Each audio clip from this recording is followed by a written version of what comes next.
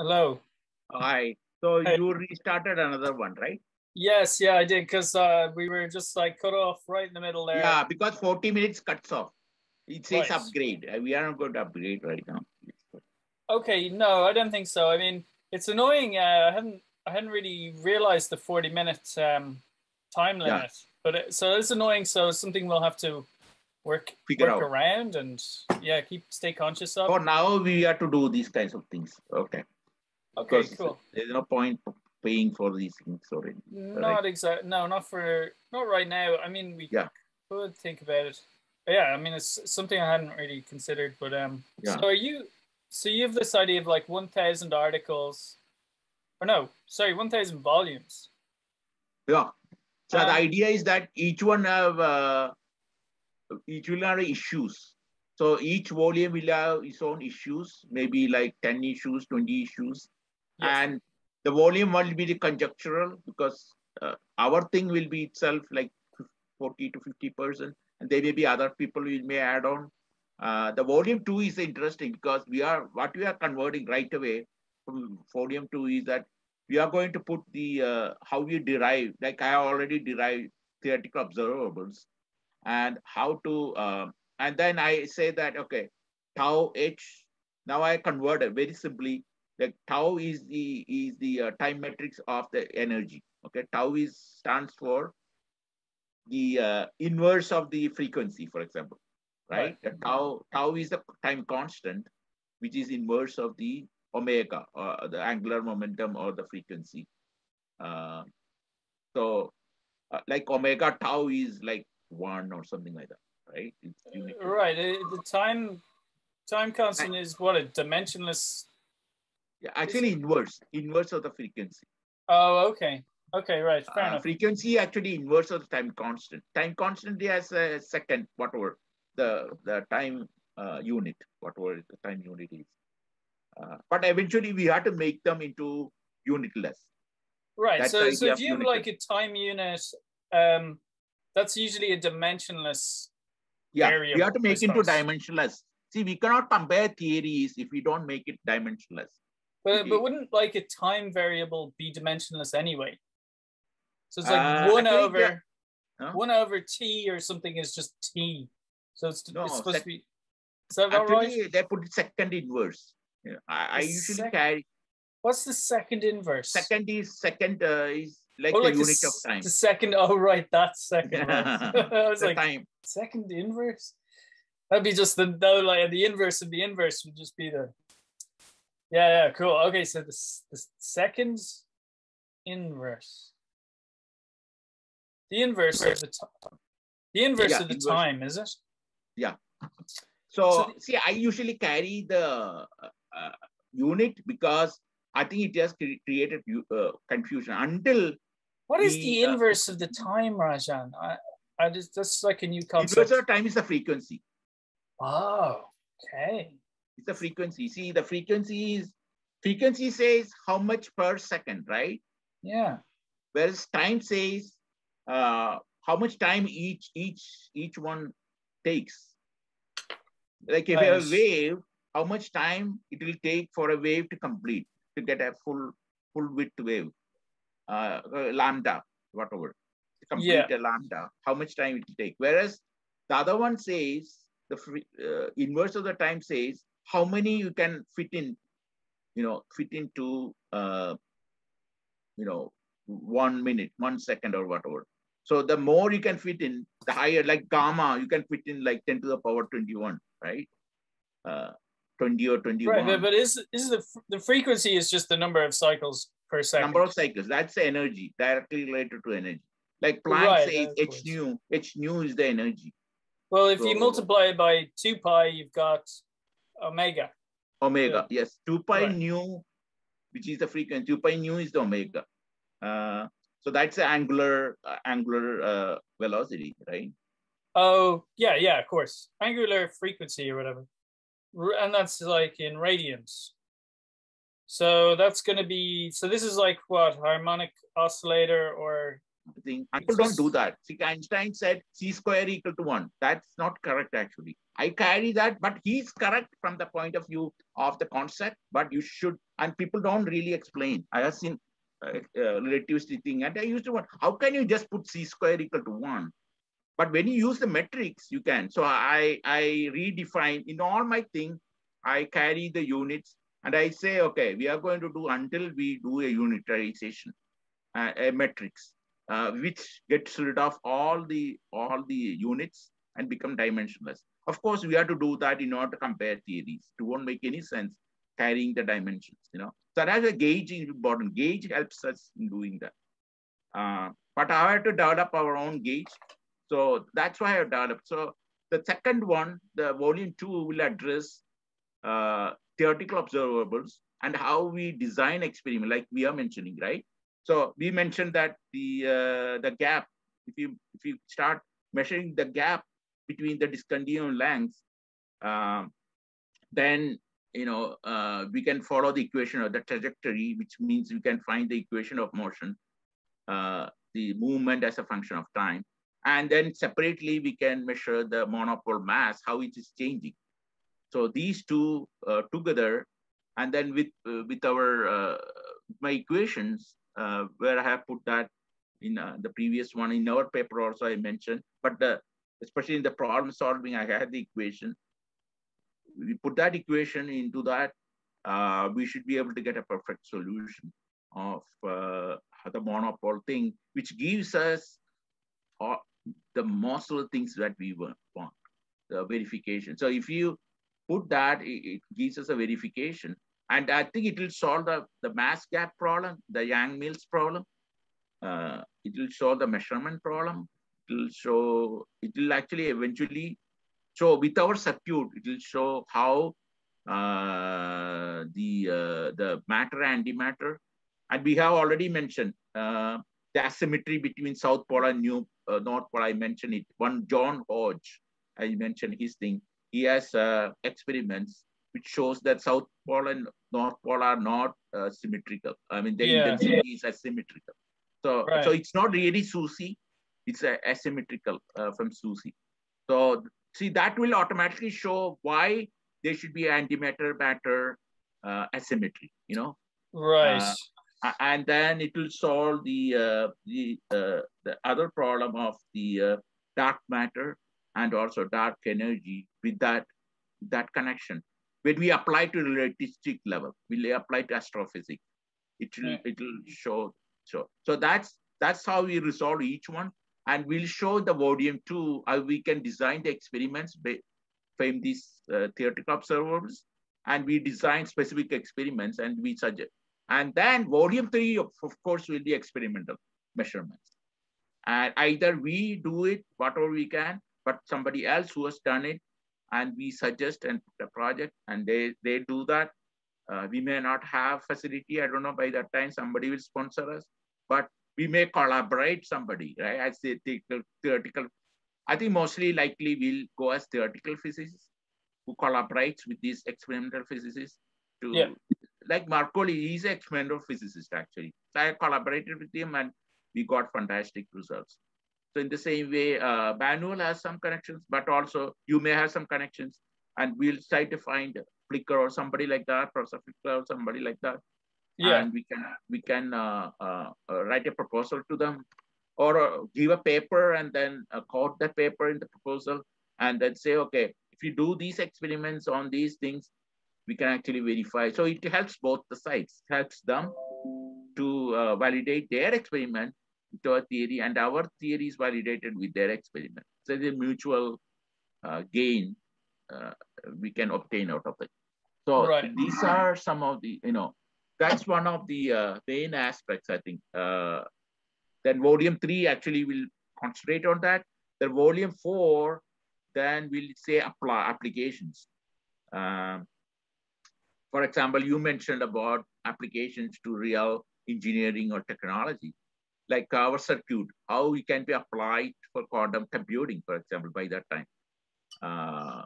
And the circuit, I thought what you were saying with the circuit looked like it was modeled on some sort of 2x2 matrix. Yeah.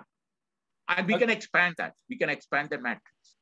Oh, yeah, no problem. So yeah, it's just it's interesting because when I was reading it, I was thinking of it more along the lines of like a natural process within the quantum structure or something. But then when you're talking about a quantum circuit, it sounds more man-made. So are you just like exploiting something? Yeah, that we are exploiting that, whether we can make into a man-made thing. You know, it may not be immediately possible. I think people are getting to that because we are reached the level, you know, the limit of the quantum thing, you know, but this one can push it further. I think. If it is viably proved, you know, that's why experiment is, like volume 3 experiment is very important to do the application, because we have to see what is realistically possible. You can do a pilot scale or something to demonstrate that, and can we configure some kind of electronic you know, means to do that, actual means to actually print the circuit. I don't know, 3D printer may not be do, but some other printing methods. Right. Yeah. It would be weird to print it in 3D. I mean, like the circuit. Just be a quantum 3D. I know whether it's possible. Right. Yeah. I mean, I suppose. I mean, with those electron tunneling microscopes, you can move atoms into place. Now they're using these scanning probe. They have reached the magnetic. See, I myself have written some proposals that time itself. It was only developing. I said, you can, you know, I have put proposal where I actually say how to design a piezo magnetic, you know, tunneling electron microscope. I have a nice, a lot of course, it was all presented. So I didn't keep the copy, but it had nice thing. But they didn't fund many of these things at that time, but they may be using that, because I have actually done a nice designs and how to go about achieving that. I think these were achievable. And also there is something called atomic force microscopy. So I said you can combine these two, the scanning tunneling microscope and also atomic force combined together, and you can produce quantum level devices. Okay. So, yeah, interesting. I mean, that's, you can do process. Now they are doing processing with them, you know. So there is scanning tunneling. It's a tip, you know, you keep the tip and they come very, very close to a tunneling level, and then the electron will jump, you know. Yeah. Tunnel. So that's how we get the scanning. So with that, they are starting process. So if you use that, you should be able to do this circuitry, but you need some more tuning, because magnetic thing, because you have to go. Okay. Dropped out again, but should come back. The dimensions, what are the dimensions of the circuitry? And I would think one of the calculations says maybe like 10 to the power 26, right? We have to see a few orders of Planck length, Planck dimension, which is 10 to the power minus 34, whatever. So it may be few orders up to 10 to the power minus. I think above that, I think one of my calculations show that above 10 to the power minus 26 meters, it becomes, you know, the Gauss theorem starts. You cannot stay as monopoles. They start to combine into photons and phonons. So, you know, the North Pole, South Pole will combine from a magnet dipole, and the positron, electron will combine and form energy, whatever quarks or whatever, the light thing. Right. So yeah, that's interesting. I haven't heard of it. I wasn't aware of any of that research into the connection between photons and phonons. That's this our thing is the first one. Yeah, I think our thing, and I am fairly confident about that. Although, you know, we have to prove it. That is something very original. It's plausible. I mean, it's very plausible. I'm not sure the connection between the phonon and the Higgs, though. That's the bit that I. What's your thought on if that? we do that, we get our Nobel Prize. But we'll see. Yeah, I don't know. I mean, I'd have to see. If you are right. But the thing is that the phonons and photons, somehow I feel that that's the way to go. Although it is difficult, That's the ultimate goal, to prove the connection between phonons and photons. Oh, so this is entirely original. Has it ever been proposed? No, I don't think there is even proposal about that. People are not even, because they didn't have this circuit. First of all, they didn't have our circuit. We have our circuit. Right. So, well, it's the kind of thing that somebody would say, and you'd be like, "Oh, yeah, right." But then, you know, it turned out to be like true in like 5 years' time, or whatever. It'll be exotic. I mean, it'll be mind-boggling, you know. But I can see why it should be. Nature is all connected, you know. Yeah, it makes sense. I mean, well, I mean, it does and it doesn't. I'm like kind of. See, one of the things I got a clue is from Raman. You know Raman spectroscopy, right? Not really. Raman spectroscopy is a resonance. Okay. Yeah, I want to go to the detail, but if you look at that, Raman also was from my country. Yeah, he's actually a scientist, a physics, who also got Nobel Prize. But he's called Raman spectroscopy. That he went.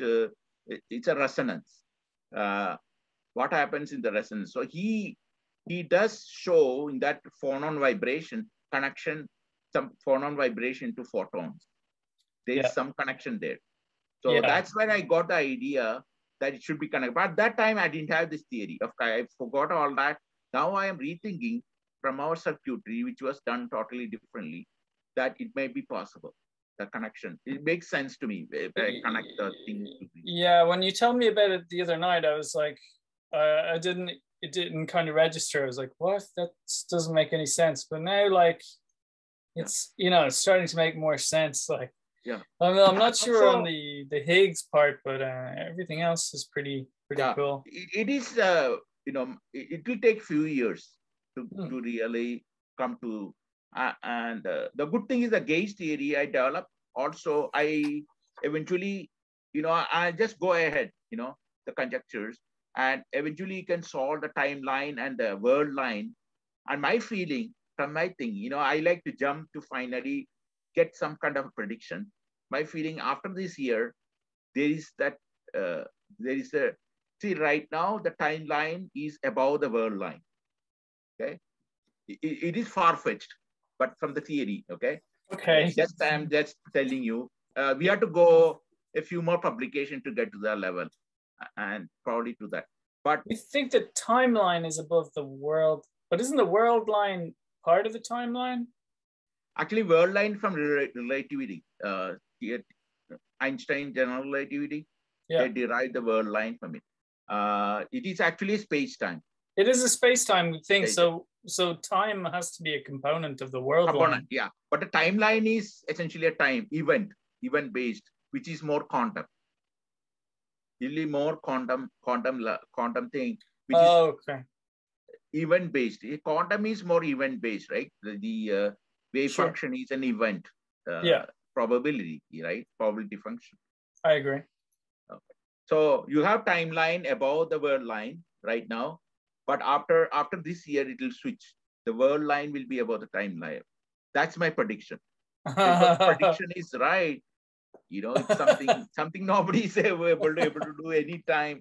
Even Einstein, I don't know whether he was able to predict anything like that. But well, very good. But I mean, right. Rajan, by the time you've got your prediction out there, the switch will have happened, won't it? Yeah. So I'm trying to find out when exactly 2021. And the interesting thing is that it's a gray area. From my theory, and I think probably I have confidence in that, and that actually we won't know. Heisenberg may be coming in the picture or something. And there's some reason, because nature hides these kinds of things. And we know however smart we are, we know before and after, but we don't know exactly during that time. Nature always, like very similar to the ice ages, you know. People so know what do you think what do you think it will be? Is that an extinction event, or is it a... No, actually, yeah. See, ice age is billions of years or something, or 10,000 or 100,000 years or something. This one is actually almost like a century. Okay. So I actually did kind of FEM. They're talking about FEM, right? I I think you can do the finite element modeling. And I say in each this curve is almost like a sinusoidal, half sinusoidal thing. Okay. So in that one, I can make into grids. I can make into like a small matrix.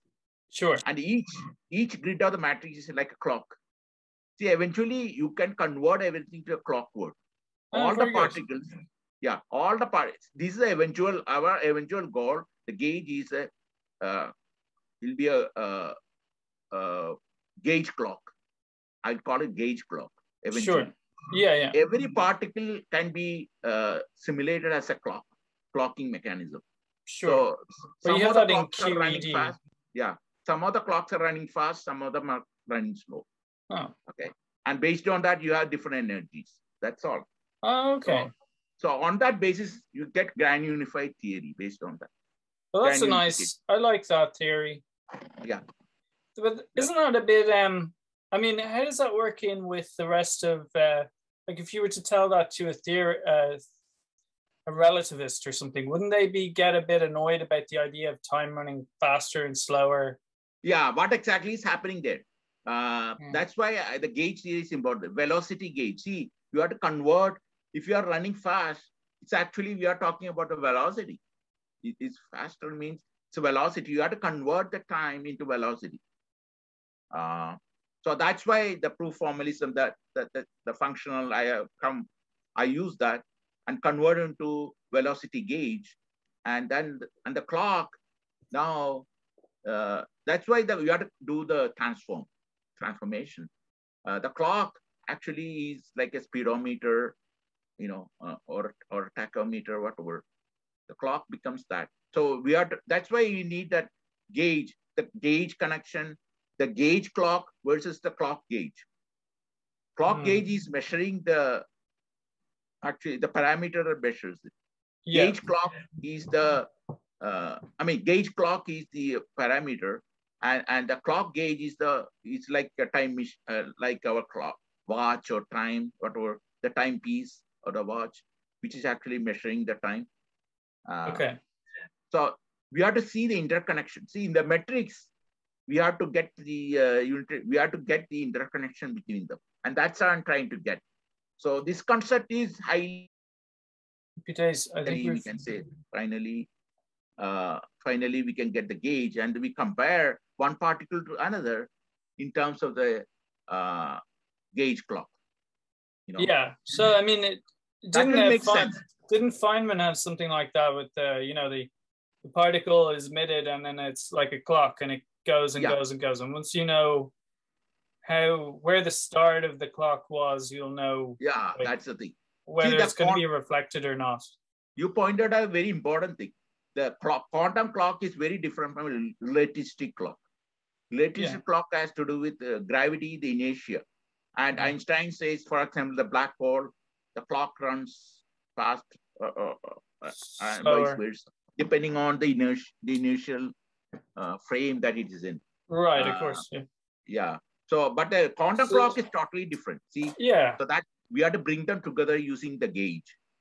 But why is it different, though? I mean, is it still time on the quantum level, or? Yeah, that's why I was to think the quantum clock is based on events. Okay. So I eventually proved that if the event didn't happen, for example, there'll be no time. So it's actually time is a function of event, not the other way around, from quantum point of view. Yeah, actually, do you know that physicist? His name has escaped me. He's Lee Smolin. I know. Yeah, I like his thing. He's from Canada. Perimeter Institute. Perimeter Institute. I like his thing. He explains it nicely. He says something very similar, that time is. I think we agree on many things. I think you might agree with him on something like that. It's the actions that create the space and the time, or something. So I believe that the relations. If there's no relation between an object and another object, then there's no time or space between them, or something like that. Yeah, that's why I believe the functor and the functional and the function I was talking about. Remember, the functor is the category. It's the two different things. And unless these are connected with the functional is the time. There is no communication between them. What if, this is a bit out there, but what if like there was no actual causal connection between the past and the future, like they were two separate? And it can happen. It can, if they become functors, and that's what we are eventually going to do. You know, after the volume 4, volume 5 will be that abstract math. Or no connection between functor and function. No connection between the past. Actually, it can disconnect. The nature has the power. That's what because we have to develop this theory, finally, with the gauge thing, we can prove that nature can disconnect the two. And I mean, we are getting multiverse thing. Well, wait a second though, Rajan, like, see the implications of that, right? So you've got like the past, the present, and the future, right? Yeah. If they all disconnect, then there are 3 separate realities, essentially. Two that are infinitely large, one that is essentially infinitely small, I suppose. And then, but if they, if we have this thing where like if 2 times and 2 spaces aren't connected, then there's no space between them. Then all three realms would like overlap, wouldn't they? Yeah, and that becomes multiverse. You know that? Right. So like we could be here like directly communicating with the future, like future would be like overlapping and imprinted on us. So like in some way, like we are directly affecting the future in our actions and the past. See, that depends on the functional. So we have to follow the functional. The functional connects between them, and it is like a link, either wireless or wired link. So we can switch it on and off. So it's like the entanglement. For example, these two can be connected by entanglement, right? If they from quantum entanglement, but it can disconnect by decoherence. Just opposite. So they can be disconnected and become decohered. And I agree. So it's like charge couple. They got Nobel Prize for this one. Charge couple device. They have proved this. And I think it's directly related to our quantum entanglement. Einstein called it spooky action as a distance, but now we have proved that they can quantum entangle 2 particles that are light years away or something, right? So they can be disconnected, but they can also be connected by arranging the wave functions and all that. Sure, but there was some causal connection, I suppose, at the beginning. Causal, So they can be. That's I think. But I like to prove it by derivation, by gauge theory. One by one, it becomes obvious because derivative thing is more appealing to me. The physics becomes more with theoretical observers. We can actually see it, you know, instead of abstract math, which is good. But I develop actually abstract math. But eventually, it has to be converted that we talk about. Okay, if this is changing, scalar potential is changing, or something, you know. Quantum density is changing. That's what I'm coming to.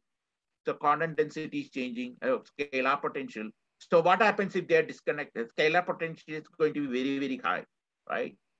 And then we are talking about Casimir effect, you know, the vacuum level. And also there's something called false vacuum, things like that. So if they're disconnected, what happens to the universe? Can they come together? Can they interact? All this depends on our gauge theory. So the gauge theory, I think we should be able to prove. But right now it is still very, what do you call, speculative. You know? Yes, that's the word. Speculative science. We are doing speculative, but I think. Would you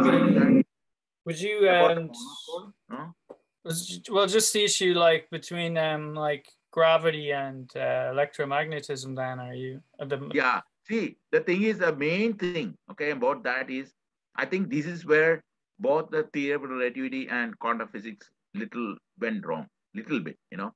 The thing is that they started at going to the field equations, which is electromagnetism, right? The problem with starting with electromagnetism is that both electric field and magnetic field are always interactive. I call it interactive synergistics, you know, interactive. one change in one of them affects change the other one. Yeah. So you cannot disconnect. See, in theory, you have to disconnect. You have to see how each one separately does it, and you cannot separate that. So how do you? But isn't that the whole idea of the monopole and the? Yeah, but even that. See, I calculated those things, and I have another paper, I think in magnetic thing, where I talk about how to derive the wave function of the monopole, and the value of it is imaginary. And I talk about those things, and those are fun. Later on we'll use them. But the main thing is that, so I said, okay, I looked into many papers that talks about Hamiltonian, non-Hamiltonian, what do you call, PT, the PT symmetry, all those things. A lot of people. So I looked at it that a non-Hermitian. They call it non-Hermitian things. So, and then there are a few people who worked on vortex from a hydrodynamic point of view. Right. And that appealed to me. So, but I came up suddenly, I thought about all that, came up with my own thing. And that's why I used that Helmholtz I used before, Helmholtz decomposition. So each point should have either two types of fields. One is vortex fields. So it's a rotating field. And the other one is a gradient field. So each point has that. So that's why the 2x2 matrix came into picture. They talk about upfield. So you have the mu nu. That's arbitrary. That's a very general coordinate. One of them shows going up, right? The other one goes down. Yeah. And the same with the vortex. One of them is clockwise. The other one is anti-clockwise, right? So with those things, I form that 2x2 matrix. It's very important. Tunnel vision. That's exactly the term I was looking for. That's exactly what we need. That's how I came with the timeline, word line. It's a tunnel vision. I think if I'm right, nobody is able to predict that. Well, why do you think it's going to happen this year, Rajan, if you don't mind? Yeah, this happens. Okay. So discussing that, I then tried this matrix, right? So each one is a clock, right? Yes. And then I convert the clock using the gauge. I have the gauge theory I have. Okay. And what happens is, it happens every century. Like what happened to the World War I, World War II. Yep.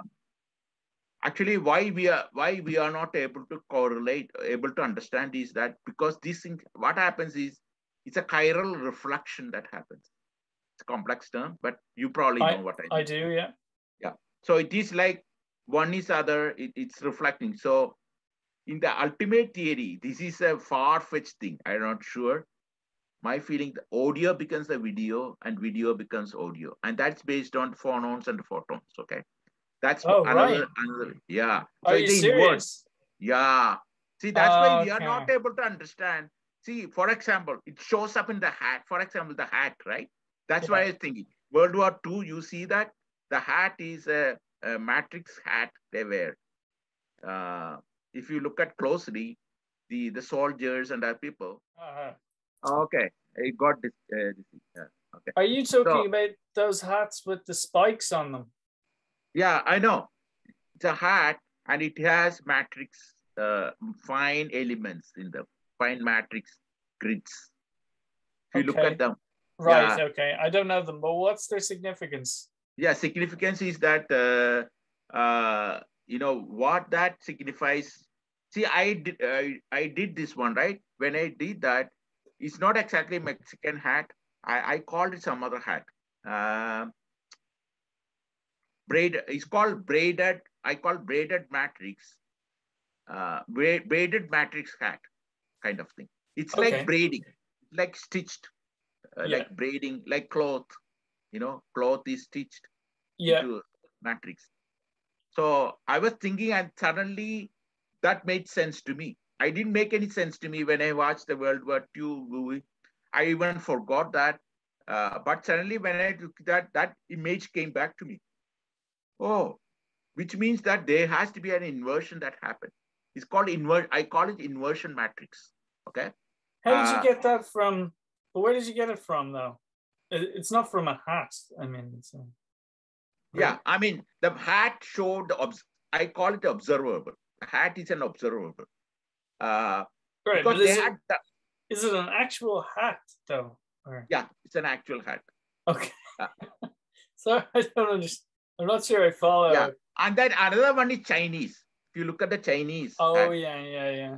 That's more direct, more explicit. The Chinese hat.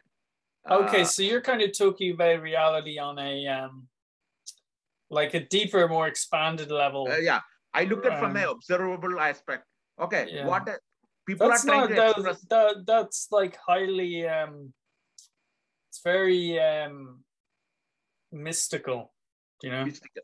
Yeah, the which thing is that great, but I mean, yeah. how do you like how you can't base a scientific theory on something? No, it's not the other. No, I develop. See, that's the thing. I develop the scientific theory, right? Then come up with this one, and then see what is the. Then automatically it points to me that observable. You see that?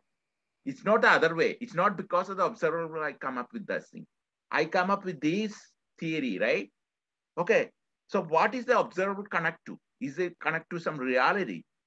It automatically points to these things. Look at these things. It's as if divine is telling me that. The divine power. Okay, look at that one. That has a direct connection. This observable correlates with that. It's a theoretical observer I derive, but that's reality. So people are expressing in art way what we are trying to do in science way. Sure. Okay. So you have a weave pattern, and you have like the phonon, and and one goes under and the other one goes over, right? So they switch places.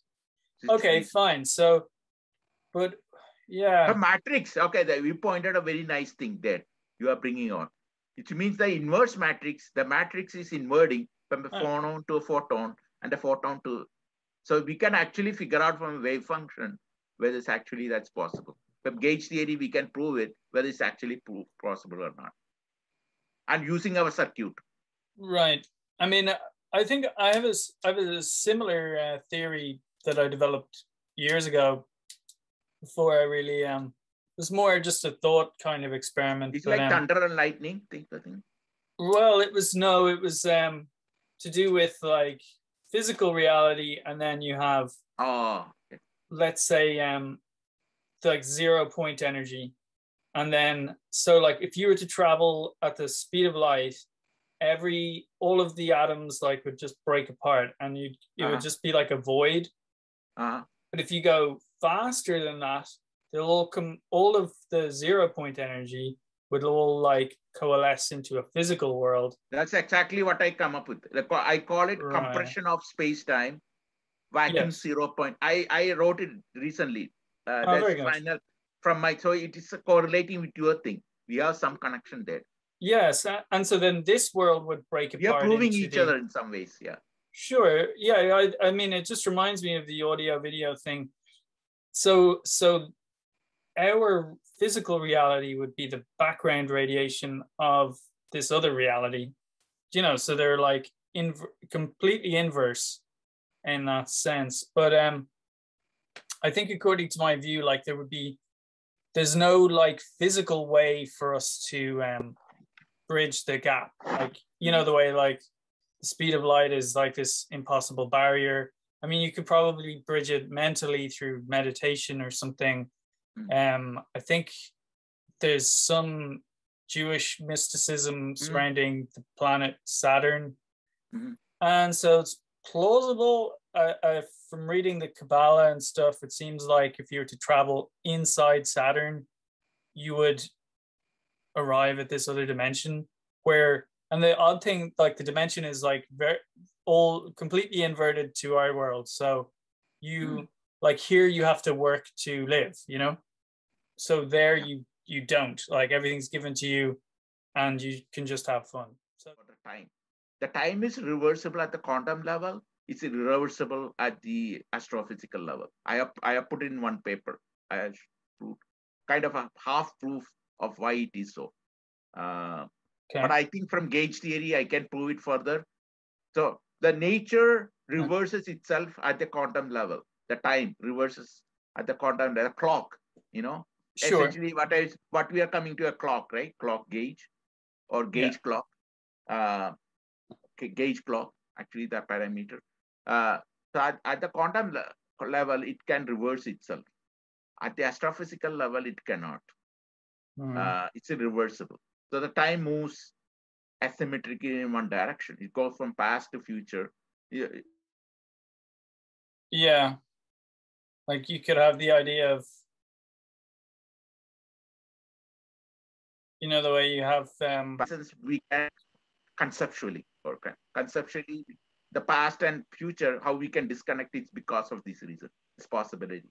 That's conceptual. It's from gauge theory. I had to develop more gauge theory to prove that. But I think what about I don't know, I'm just like coming up with stuff here, but you know, like the non-commutativity of or what would you call it, coordinates even, or something like on the quantum level. Non-abelian or something they say, like right. Non-abelian. Sure, non-abelian. Yeah, with the is it almost same as non-commutative, right? Almost. I think so. Yeah, I just prefer. I'm not a big fan of the word non-abelian. I don't know. I just prefer non-commutative. But yeah. So like if you know, depending on which side, whether you're right or left multiplying, so that could be like a physical thing, like a spatial thing. Whereas so time on the quantum level is commutative, but time on the macro level isn't. Yeah, you know? That could be one way of looking at it, which would mean that space on the macro level. We can independently do that. You can do the commutative part. I will do the other gauge part, and we can combine them. Yeah, that's interesting. I mean, yeah, I'm wondering. Yeah, that's what I was thinking about, a combination of the two. Of course, like, doesn't mean that like space on a macro level is non-commutative in the sense that two matrices, but then matrices are space can be disconnected. My feeling is space can be disconnected based on this one. Space is nothing but events happening, right? The events happening in this specific what I call the fiber bundle or whatever. It's happening in there, and then it's creating the space, right? And the space, like constellation, it can be disconnected or it can be connected, depending on how the functional acts, which is the time. So, at that time, depending on whether it's commutative, non-commutative, makes them interact or communicate with each other or non-communicate. So we come up from commutative, non-commutative to communicative and non-communicative. Communication. very tongue-twisting words, but yes, if you slow them enough, you understand. No, I got the kind of the gist of it, I think. So yeah, you have the non-commutative in the macro, commutative in the mic. Wait a second, just get a bit confusing. It is also communicative. Communicative is communication between the two systems. I got it. Fiber bundles. You can say fiber bundles. Communication between fiber bundles, which could be non-commutative or commutative, and it can be communicative or non-communicative. That makes sense, of course, with the time and the space dislink. I'm going to leave it there, Rajan, because I'm going to have